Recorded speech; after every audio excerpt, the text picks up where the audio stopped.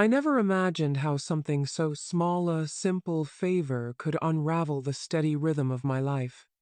It all began one ordinary morning, with David sipping his usual black coffee at breakfast. His words were casual, almost distracted, when he mentioned Jake, his adopted grandson. He said Jake could help fix the broken fence and the garage door. Jake had been a part of our lives for years, but I'd never truly seen him as a child anymore. The last time I saw him, he was caught somewhere between boyhood and manhood. Now, when he stepped through our front door, his confident smile and the way he carried himself told a different story, one of certainty and quiet strength.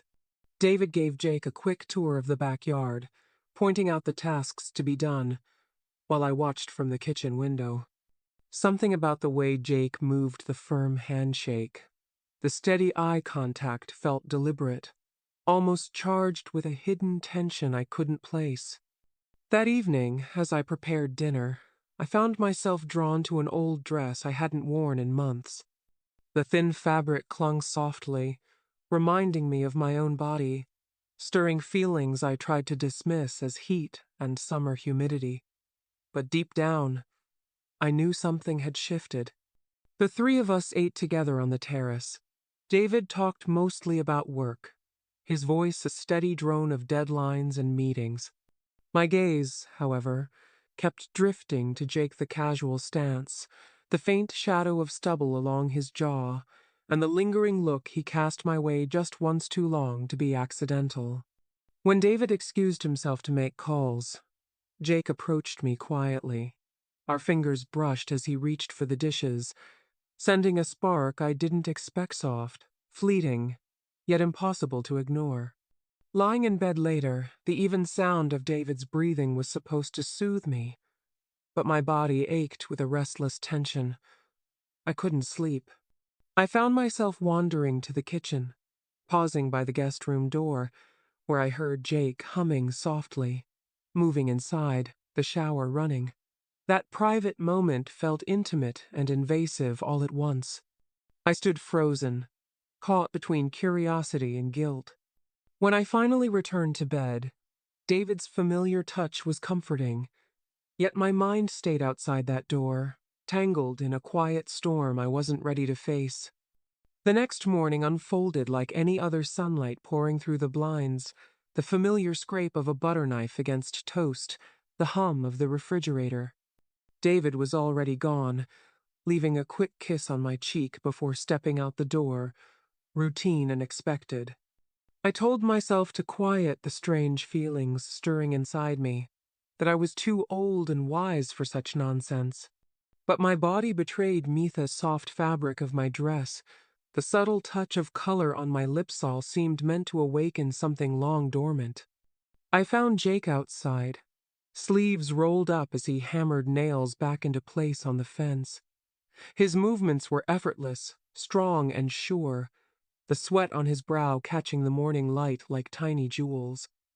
As I clipped laundry to the line, I felt his gaze settle on me, steady, unapologetic. It was like a silent pressure against my back, impossible to ignore. Our eyes met, his expression unreadable, lips parted as if on the verge of saying something. "Morning's warmer than I expected," he said softly, his voice low and smooth. I nodded, pretending to focus on my task, but my heart raced beneath my ribs. He didn't return to work. Instead, he stepped closer, closing the space between us until I could feel the heat radiating from his body. "You look different today," he said quietly. I couldn't find my voice to answer, so I busied myself with the laundry pins, hands steady despite the storm inside. There was a pause, heavy, with unspoken words. "I'm sorry about last night," he finally murmured, softer now, hesitant. If I crossed a line, I could have stopped it then, told him it was a mistake, but instead, I held his gaze a moment too long. "You didn't," I whispered. He stepped even closer, his fingers brushing lightly along my bare shoulder. I didn't pull away. Time seemed to stretch as we stood there, the air thick with everything we were too afraid to say.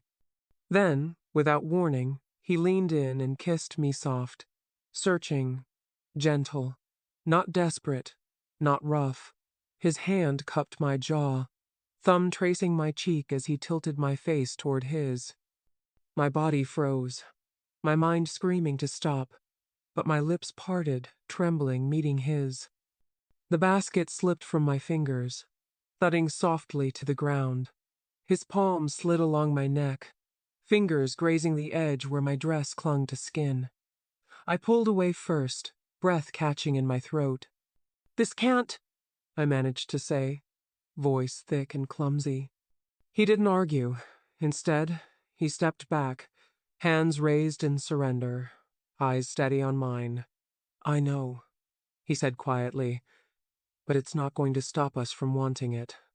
I turned away, cheeks burning, gathering the scattered laundry with trembling hands. The rest of the day blurred back into routine, but nothing could drown out the ghost of his mouth on mine. That night, David told me he'd be leaving early the next morning for a work trip 3 or maybe 4 days away. His voice was distracted, eyes glued to his phone as he tapped out messages between bites. I smiled and nodded, playing the part of the supportive wife. "Of course. It's important. Don't worry. I'll manage." Part of me meant it, but another part was burning a live fire I hadn't felt in years. Later that evening, I found myself lingering in front of the bathroom mirror, tracing the curve of my collarbone with curious fingers. I chose my nightgown carefully soft, delicate, like a secret invitation only I would know about. The woman staring back at me was a stranger, someone I hadn't been in a long time. I didn't sleep. Instead, I slipped quietly from bed, moving barefoot through the dark house onto the terrace. The night air pressed cool against my flushed skin, but it did little to calm the storm inside. Jake was already there, leaning against the railing, arms folded, his profile half lit by the pale moonlight. I wondered if he had been waiting, or if the same restless energy had pulled him from his bed, just like me. When he heard the door click behind me, he turned his head, eyes immediately finding mine in the darkness. Neither of us spoke. I gripped the edge of the doorframe, trying to steady myself against the weight of the moment. His gaze dropped, tracing the line of my body, the thin fabric of my nightgown doing little to hide the curves beneath. I should have felt ashamed. I should have stepped back inside, locked the door, buried myself beneath the covers. But instead, I stepped closer. The space between us closed fast, our bodies drawn together by something neither of us wanted to resist. His fingers brushed my wrist lightly, a question, a test. I didn't pull away. My hand rose on its own, resting against his jaw, feeling the roughness of stubble beneath my palm, the heat humming just below the surface. "I shouldn't be here," I whispered. His reply was low, steady. "But you are." The way he looked at me no longer, like a boy chasing a fantasy, but a man who knew exactly what he wanted, twisted something deep inside me. His hand moved to the small of my back, pulling me slowly closer, giving me every chance to stop him. I didn't. My body leaned into his, as if I belonged there. Our lips met soft and slow, a question asked, without words. His hand slid along my waist, memorizing every curve. He kissed me like he was trying to hold on forever, and I let him. Wrapped in the stillness around us, the world seemed to hold its breath. The garden below whispered with blooming jasmine, its scent thick in the air as we stood tangled in a moment both fragile and inevitable. Somewhere inside the house, the clock ticked steadily on, indifferent to the storm building between us. I finally pulled away, breathless, my hand lingering on his chest, feeling the steady rise and fall beneath my palm.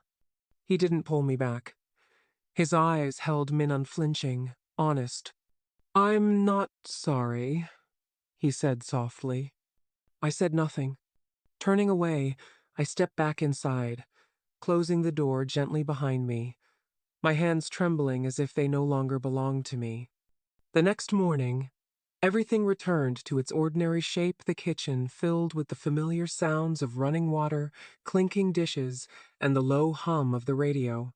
David's suitcase sat packed by the door, ready for his early departure. He kissed my cheek before leaving, familiar, practiced, safe. But my body still remembered that night. Every nerve was awake beneath my skin, alive with the echo of Jake's mouth on mine. I knew then this was not the end. It was only the beginning. The world wore its usual mask of normalcy so well that, for a moment, I almost believed it myself. The sun was bright, but forgiving, the breeze gentle through the open windows, trying to lull me back into the illusion of simplicity. I sat at the kitchen table longer than necessary, tracing slow circles around the rim of my mug. The chair across from me was empty, but the air still carried the weight of what had happened. That kiss, that closeness, the deliberate press of his lips against mine left a mark beneath my skin I couldn't forget. I told myself over and over it had to stop, that I could pull back, that I hadn't crossed a line I couldn't return from. But my body betrayed me with every thought of him, every memory of his hand along my waist, the certainty in his voice when he said he wasn't sorry. I should have been angry. I should have been disgusted with myself. But instead, there was only the steady thrum of wanting deep and pulsingas if my body had finally remembered how to feel. The silence in the house grew heavier with each passing hour. I tried to reclaim my self-folding laundry with obsessive precision, wiping counters already spotless, rearranging books on the shelf. Yet nothing could dull the sharp edges of the tension humming beneath my skin. Every movement felt hollow, a performance I no longer believed in. By late afternoon, the weight of the quiet became unbearable. I needed to escape, even if just for a little while. Grabbing my keys and throwing on a light jacket despite the warmth, I drove toward the town center, my thoughts scattered and restless. The streets were familiar and predictable, the same small grocery store where I'd shopped for years, the same sleepy cafe on the corner where couples sat in comfortable silence. I wandered aimlessly down aisles, letting my fingers glide across shelves as if choosing cereal could anchor me back to reality. Then I saw him. Near the produce section stood Jake Casual, one hand resting on the handle of a shopping cart, his head tilted as he read a label on a jar. Our eyes met. For a moment, neither moved. The coincidence felt too deliberate, too charged. My stomach tightened, breath caught somewhere between chest and throat. He offered a half smile, easy, unbothered. "Didn't expect to see you here," he said. I swallowed hard, trying to match his casual tone. Same. The space between us felt impossibly small despite the aisle's width. We stood silent, pretending not to notice the electricity sparking between words left unsaid. After a pause, he asked, "Need a hand carrying things?" His eyes held a faint glint of amusement. "I'm fine," I replied, voice flatter than intended. But I didn't walk away. Instead, we moved down the next aisle side by side, making small talk about the weather, fresh herbs, and the absurd parking situation.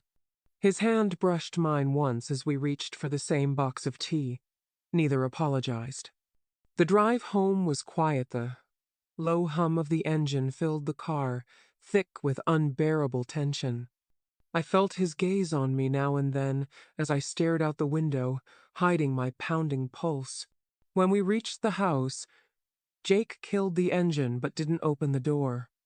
Instead, he leaned back in his seat and said softly, "I didn't plan to run into you."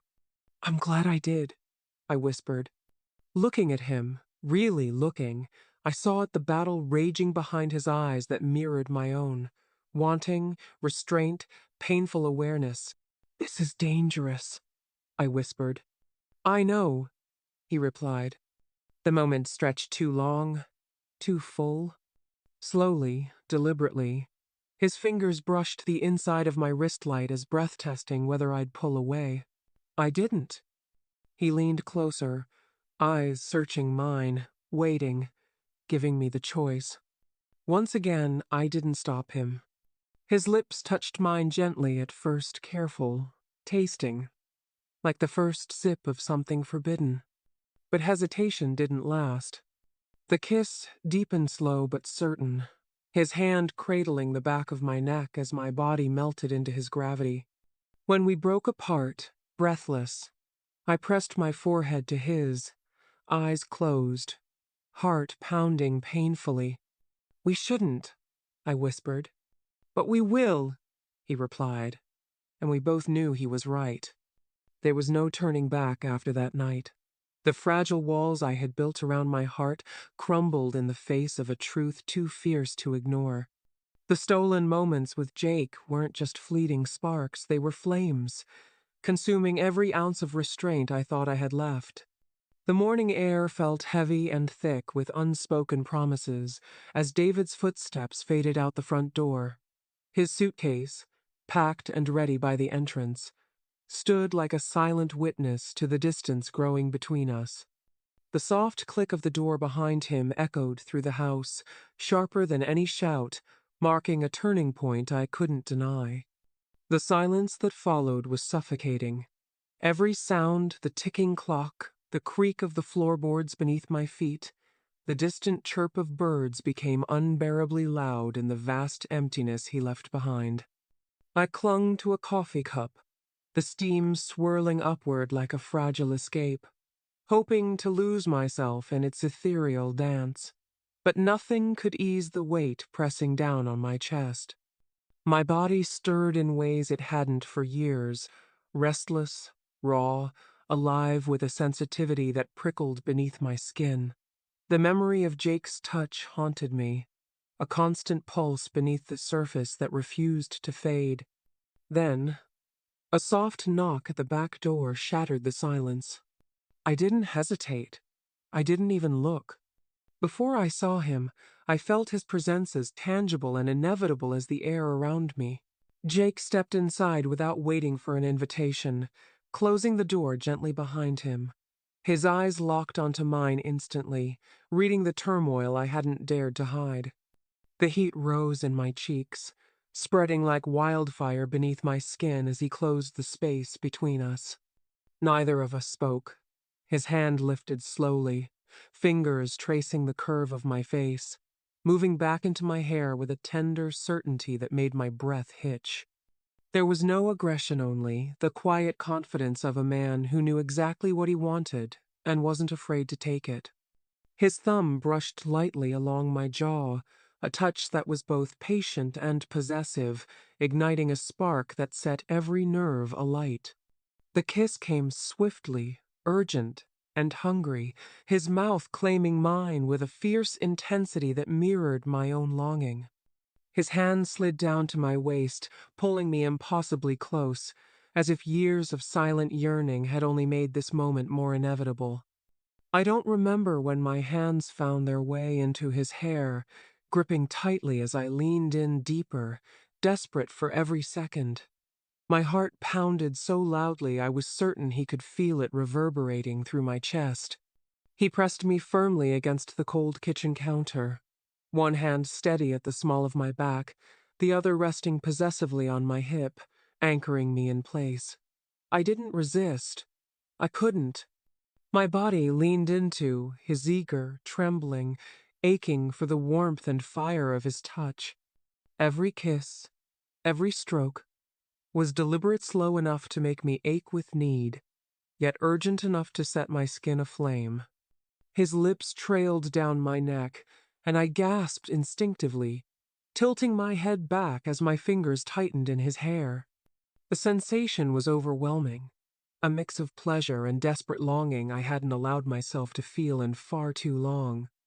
"I can't stop," he murmured against my skin, voice ragged and low, a confession as much as a warning. I was silent. My mind was gone, replaced by the language of my body raw, open and hungry. But beneath the fire, a flicker of fear remained. I knew this was dangerous.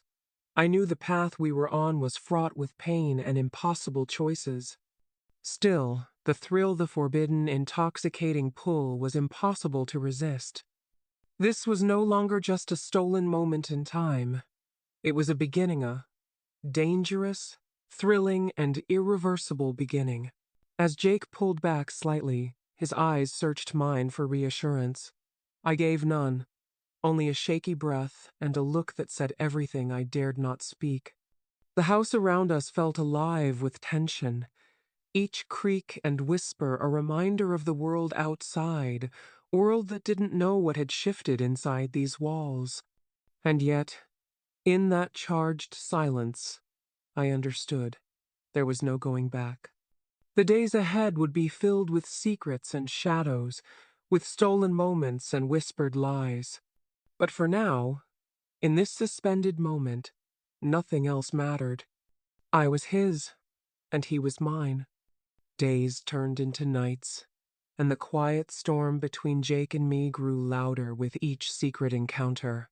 The walls we built around our lives started to crack, revealing parts of ourselves we had long tried to hide. David remained unaware, caught up in his work, miles away from the unraveling world at home. But I could no longer live in the shadow of what I was hiding, nor pretend that nothing had changed. Every stolen moment with Jake was a thread pulling me further away from the life I once knew, from the vows I had made. And yet, with every touch, every whispered promise, I felt more alive than I ever had before. I stood at a crossroads torn between loyalty and desire, comfort and passion, the past and an uncertain future. I knew the path ahead was complicated, filled with risks and heartbreak.